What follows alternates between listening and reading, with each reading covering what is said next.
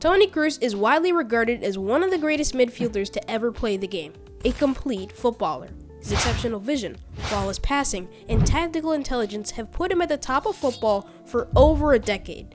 With his incredible list of accolades, Kroos has left an undeniable mark on football. Now, as he decides to retire, we'll take a deep dive into his legendary career, reflecting on the lasting impact he's had on the beautiful game. On January 4th, 1990, Kroos was born in East Germany. At a young age, Toni Kroos played for his boyhood club, Grieswalder. It was very clear that he was talented at a young age. At 16, he moved to Bayern Munich's youth, but he quickly rose the ranks and got his first senior debut for Bayern at just 17, breaking a club record at the time for the youngest player to debut for them. He came on and had an almost instant impact. After around 18 minutes of being on the pitch, he had already gained 2 assists. His debut ended in a 5-0 win. Throughout the rest of the season, he made appearances here and there, gaining experience and minutes. By the end of the season, he played 1,629 minutes, which was quite good for his debut season. The start of next season also looked promising. He started his first game in the Bundesliga for Bayern. He also made his Champions League debut against Fiorentina. But throughout the 08-09 season, he played fewer and fewer games. By December, he barely appeared for Bayern anymore. Sometimes he wouldn't even make the bench. And to make matters worse, Kroos suffered a ligament injury which would put him out until February. The next day, he went on loan to Bayern Leverkusen in a desperate attempt to gain minutes. Before the loan, Kroos had only played 286 minutes throughout the entire season. He didn't play the first few games at Leverkusen due to his injury, but once he recovered, he made his first appearance for the club against Hannover 86. Unfortunately, they lost 1-0, and his season didn't go much better for him, only getting 1 goal and 1 assist. At this rate, Toni Kroos could never become the world-class player that he needed to become. Thankfully for him, he had 1 more season to prove himself at Leverkusen before going back to Bayern's bench. If he continued this form, he'll go back to Bayern and remain on that bench, or worse. But if he starts to pick up form, he may just have a shot at making the Bayern starting 11. The start of the 09-10 season unfortunately was much the same, getting only 1 goal contribution in 7 games. But eventually, his form did start to pick up. He developed his skills, especially his passing. He got many assists throughout his season. He was particularly good with his through balls and lobs that would send the strikers through on goal. His goal tally was also a lot better. Throughout the season, Kroos got 21 goal contributions throughout his 35 appearances, and helped guide Leverkusen to a 4th spot in the table. He was only 2 assists behind Mesut Ozil, the leading assister in that season. Once it ended, Kroos was ready to fight for that spot in Bayern's starting 11. At the time, the manager of Bayern was Louis van Gaal. He saw the talent in Kroos. Van Gaal put him in the team right away, and Kroos was playing plenty of minutes. He played regular football throughout that season. But in the next season is when Kroos really started to shine. Throughout the 11-12 season, Kroos made 51 appearances across all competitions. He got 7 goals and 19 assists. That is 1 goal contribution for every other game, fully replicating the good form that he had in the latter half of his Leverkusen loan. He finished just outside the top 10 for most assists in the Bundesliga that season, and 3rd for Bayern as a whole. Unfortunately, the team did get 2nd in the league, losing it to rivals Dortmund. But they made it to the Champions League final. And even though Kroos got an assist, they ended up losing the final on penalties. Absolute heartbreak for Kroos. But now, we would see how he and the rest of the Bayern team would respond following these 2 losses. Bayern started off the season with a 3-0 win against Greuther Fürth, and Toni Kroos went into great form. He scored 3 games in a row and played for Bayern in almost every single game. They went on an unbeaten streak of 9 games before losing to Leverkusen in October. Kroos continued his good form, but in March, he was unfortunately struck with the worst injury of his entire career. The injury put him out on the sidelines for the rest of the season, missing 13 crucial games for Bayern in the last stages of the season. Before the injury, Kroos had 17 goal contributions in 37 games. Bayern would march on though, and go on to win the Bundesliga title. They also won the DFB Pokal and made it to the finals of the Champions League. They beat their rivals Dortmund in the final 2-1, with a last-gasp winner from Arjen Robben.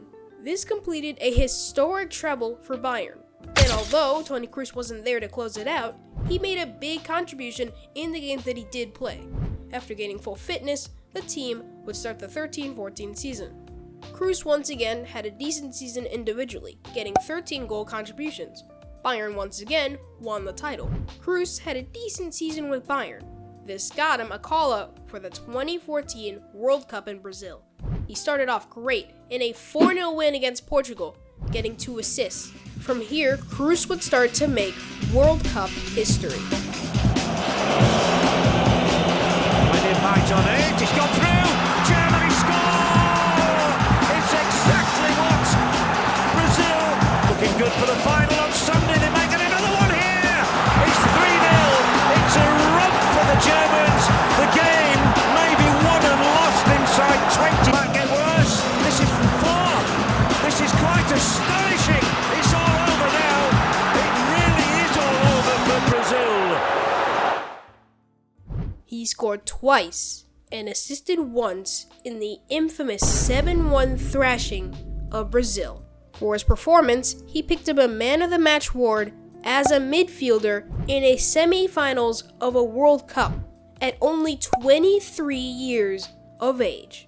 Following this, the Germans would advance to the final. Toni Kroos and the rest of the team would win a historic World Cup, the first in over 2 decades for the German national team. Kroos finished second for most assists in the tournament. With this incredible season for club and country, you'd think that Bayern would want to keep him and decide to renew his contract, right? Well, they did, but they weren't willing to pay him more than 10 million euros. They thought he was good, but not world class. Toni Kroos knew he was better than this though, and so he decided to take his talents elsewhere. He first looked towards Manchester United and nearly signed with them, but then the manager at the time, David Moyes, was sacked and Louis van Gaal was appointed as manager. And despite the fact that van Gaal had worked with Kroos in the past, he didn't end up signing him. And that's when the biggest club in the world, Real Madrid, came knocking. Soon, Kroos decided to move there for 20 million euros. Later, Lothar Matthäus, a German legend, said that letting go of Kroos would be Bayern's biggest mistake. And in a moment, you'll see why. To start the 14-15 season, Kroos debuted in a 2-0 win over Cordoba in La Liga, registering an assist. Kroos had a decent debuting season, getting 2 goals and 14 assists in 55 games, while playing 4,600 minutes. Unfortunately, Real Madrid went practically trophyless, only winning the Super Cup and Club World Cup. Barcelona, on the other hand, ended up winning the treble. To start off the 15-16 season, Kroos was placed into a midfield with players like Modric, James Rodriguez, Casemiro, all great players. Kroos would have to fight for a spot in the team. But there's a reason why Kroos is considered one of the best midfielders in the world. Kroos made 26 appearances for the club. He made 13 assists and got a goal throughout the season. Kroos was there to win the Champions League with Real Madrid, beating Atletico on penalties. But this was only the start. The 16-17 season commenced, and Madrid started off La Liga with a 3-0 win over Sociedad.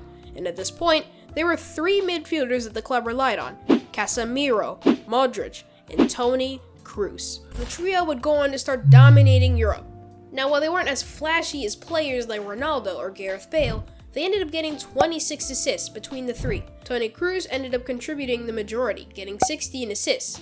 For his dominance, he ended up getting second in La Liga for most assists, just behind Luis Suarez, and they ended up winning the league. And best of all, they won the Champions League back-to-back, beating Juventus 4-1 in the final, one of the most dominant displays of football in a Champions League final. The 17-18 season started and Toni Kroos continued his dominance. He got 10 assists this season and another 5 goals in 43 games. He was second for most assists for Real Madrid this season. Unfortunately, the club got third in one of their worst finishes in points tally in a long time. But they made it to another Champions League final against Liverpool, and once again, they won 3-1. They had completed 3 Champions League trophies in a row, back to back to back. Now in the 18-19 season, they started off with a 2-0 win against Getafe, but throughout the season, they only managed a 3rd place finish in La Liga again. They also lost in the Copa del Rey final. And lastly, they got knocked out in the Champions League round of 16 against Ajax. Toni Kroos assisted only 6 times, a lot less than last season. But he did get a 93% pass accuracy, and he had 56 key passes throughout the season. But despite all of this, Real Madrid went practically trophyless. Now, they did technically win the Club World Cup, but that's not considered a big trophy. The following season did go a lot better. Once again, Real Madrid were knocked out in the round of 16 by Manchester City this time, but they were at least able to win La Liga over their rivals Barcelona. Toni Kroos managed to get 9 assists and scored 6 times, getting 15 goal contributions in 45 games. And he got the most assists out of the midfield trio. In the 2020-2021 season, Kroos assisted 12 times and got 3 goals. Kroos got 57 key passes again. He also got a record-breaking 95.1% pass accuracy, the most he would get throughout his entire career. The following season, Real Madrid managed to win La Liga and beat Liverpool 1-0 in the final to win the Champions League once again. And now all of this has brought us to the final season of Toni Kroos' career. Real Madrid started off with a 2-0 win against Athletic Bilbao. They also won the next game against Almeria, with Kroos getting an assist. In the Champions League, Real Madrid got out of their group. They faced RB Leipzig in the round of 16 and just about squeaked by. They faced Man City next and once again just got by on penalties. They then faced Bayern Munich. In the second leg, Los Blancos went down 1-0, but thanks to some hostile heroics, they managed to make it to the finals. But around this time, at the age of 34, Toni Kroos decided to retire from football. The team made it to the Champions League final against Dortmund, and there's no better send-off than Toni Kroos assisting the winning goal in the Champions League final, handing Real Madrid their 15th Champions League. And with that, Toni Kroos will retire from football. Toni Kroos has been one of the most important players for Real Madrid since his tenure at the club started, and Los Blancos will seriously miss him. He was their second top assister of all time, just behind Benzema. But what do you think about Toni Kroos? Let me know down in the comments. But that's all for now.